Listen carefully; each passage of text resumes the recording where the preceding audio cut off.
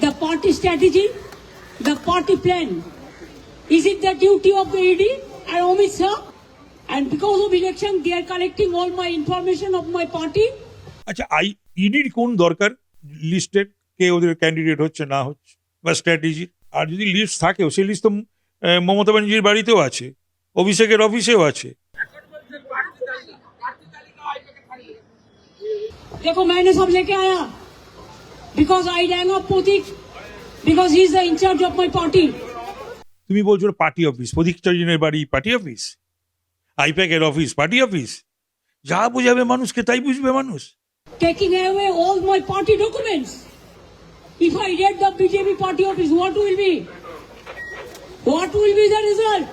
ক্ষমতা যদি থাকে বিজেপির অফিসে হামলা করুক, করে দেখাক। বিজেপি কেন যে কোনো লোকের বাড়ি আপনি পাঠিয়ে দেখুন, পার্টি অফিসে বললো সবাই পাঠিয়ে দেখুন, পার্থ চ্যাটার্জি কচি বান্ধবী অর্পিতার মতো 51 কোটি টাকা কারো বাড়িতে পাবে না। তৃণমূলের প্রার্থী সাথে নিয়ে বিজেপি কি করবে আর ইডি বা কি করবে? তৃণমূল প্রার্থী তালিকা মমতা ব্যানার্জি কি জানেন না নাকি যে তৃণমূলের খবরাখবর দেওয়ার লোক কম আছে নাকি? তৃণমূলের সবাই কি ওনার ভক্ত নাকি মনে করেন যারা রয়েছে? সব বেশিরভাগ নিজের স্বার্থে রয়েছে, ধান্দায় রয়েছে, যোগাযোগ রাখে সমস্ত রাজনৈতিক দলের সঙ্গে। না, নিজাম প্যালেসে বসাটা তো সেটা ওই সুব্রত মুখার্জি, ফিরহাদ হাকিম, মদন মিত্র, শোভন চ্যাটার্জি এদের অ্যারেস্ট। নমস্কার, ওঙ্কার বাংলায় আপনাদের স্বাগত। আমি আপনাদের সঙ্গে বিশ্বজিৎ। আর এই মুহূর্তে আমার সঙ্গে রয়েছেন রাজ্য বিজেপির নতুন নিযুক্ত হয়েছেন সহসভাপতি তাপস রায়। দাদা, প্রথম আমাকে নতুন দায়িত্বে ধন্যবাদ। ইডি হানা দিয়েছে কয়লা পাচার মামলায় প্রতীক জৈনের অফিসে এবং প্রতীক জৈনের বাড়িতে আইপ্যাকে।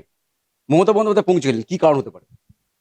না, ইডি একটি সংস্থা, তদন্তকারী সংস্থা under finance department of India. ED ভারতবর্ষের বহু জায়গায়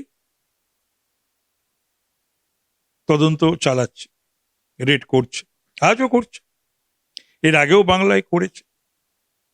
এবং মমতা ব্যানার্জি যেটা আজকে করলেন সেটাও নতুন নয়।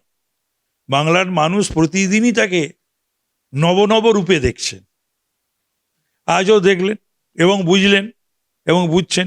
যারা একটা সময় ওনাকে সমর্থন করেছিলেন তারা বুঝছেন যে কোন মানুষকে তারা সমর্থন করে কোন চেয়ারে বসিয়েছে। মুখের ভাষা, সকালবেলা সাধারণত উনি উঠতে পারেন না, তারপরে কনকনে ঠান্ডা, প্রতীক জৈনের বাড়ি, আইপ্যাকের বাড়ি। আরে প্রতীক জৈন বা আইপ্যাক তোমাদের পরামর্শ দিচ্ছে অর্থের বিনিময়, এর আগেও দিয়েছে। তো ওরা তো আরো অনেক কিছু কাজ বা আরো অনেককে উপদেশ বা কাজ দিতে পারে, দিচ্ছে। তুমি বলছো পার্টি অফিস, প্রতীক চৌধুরীর বাড়ি পার্টি অফিস, আইপ্যাকের office party office.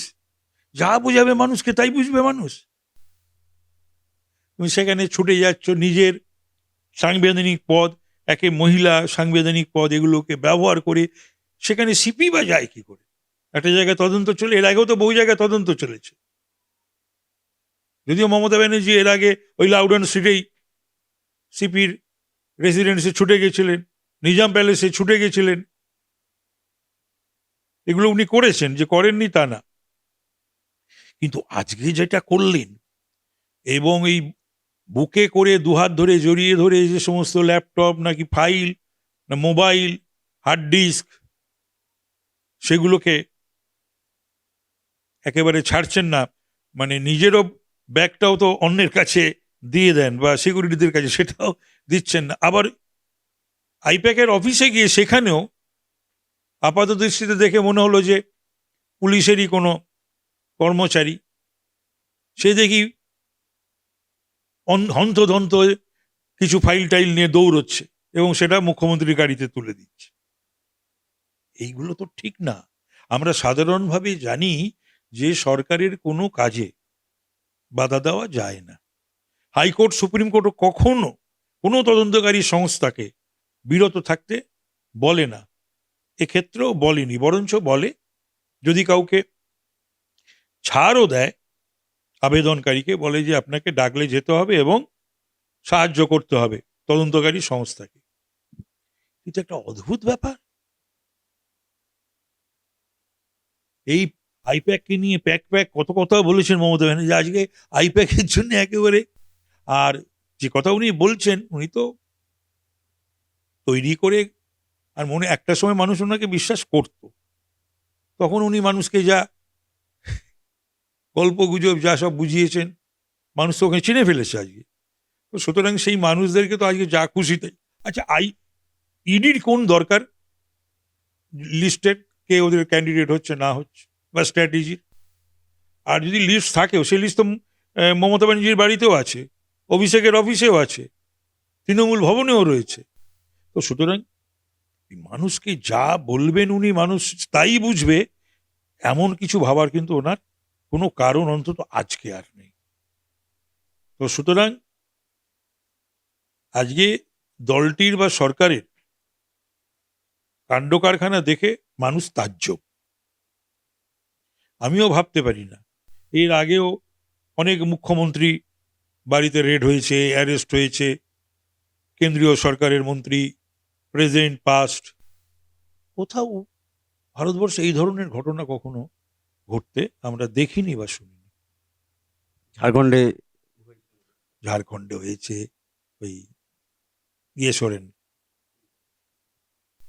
Hemant Soren, Kejriwal, Jayalalithaa, Lalu প্রসাদ যাদব,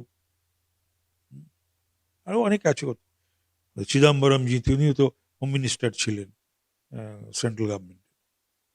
তাহলে কি ইডি এবারে কি, যেহেতু মানে তারা আইপ্যাকের অফিসে হামলা দিয়েছে, এবারে কি অন্য কোনো ভাবছেন যে অন্য কোনো বড় মাছের দিকে যেতে পারে? কি ভাবছেন আমি জানি না, তবে এটুকুনি বলতে পারি, nobody is above law and constitution of our country. তো সুতরাং মমতা ব্যানার্জির বিরুদ্ধে আইনের মধ্যে, দেশের আইনের মধ্যে যা পাওয়া যায় বা এই ধরনের কার্যকলাপের জন্য সেই অনুযায়ী এফআইআর করা উচিত। কোর্টে তো গেছে শুনছি, হাইকোর্টে। ইডি ইতিমধ্যে মানে কেস করে। ওনার বিরুদ্ধে কেস স্টার্ট হওয়া উচিত। কিন্তু এর আগে আমরা দেখেছিলাম যখন রাজীব কুমার লাল ডায়েরি নিয়ে একটা রহস্য তৈরি হচ্ছিল, উনি নিজাম প্যালেসে বসে পড়েছিলেন। না না, সেগুলো তো বললাম আমি। না, নিজাম প্যালেসে বসাটা তো সেটা ওই সুব্রত মুখার্জি, ফিরাদ হাকিম, মদন মিত্র, শোভন চ্যাটার্জি, এদের অ্যারেস্ট। আপনার কি মনে হয় ওনাকে সহযোগিতা করা উচিত ছিল না? না না, সেটাই নিয়ম। আর যদি ওনার মনে হয় যে ইডি অন্যায় করছে, তাহলে মাসোয়ারা দেওয়ার বাংলা এবং ভারতবর্ষের নামি দামি উকিলরা তো ওনার পেরোলে রয়েছে সরকারের, তাদের দিয়ে হাইকোর্টে বা সুপ্রিম কোর্টে কেস করতেই পারে। এতদিনও করেনি কেন, আজও কেন করছে না, আগামীকালও করতে পারে। বাংলা জুড়ে তৃণমূল পথে নেমে গেছে, আন্দোলন চালাচ্ছেন। সে করুক গে। যত করবে তত ভালো, যত করবে তত ভালো। কুণাল ঘোষ ইতিমধ্যে রাস্তায় নেমে পড়েছে। ব্যাপারটা হচ্ছে কুণাল বুঝছে এক, কিন্তু করতে হচ্ছে এক। কুণাল কি বুঝছে না যে এগুলো ঠিক না? তো কুণাল যখন কুণালের বিরুদ্ধে 3.5 বছর কুণালকে কারা আটকে রেখেছিল,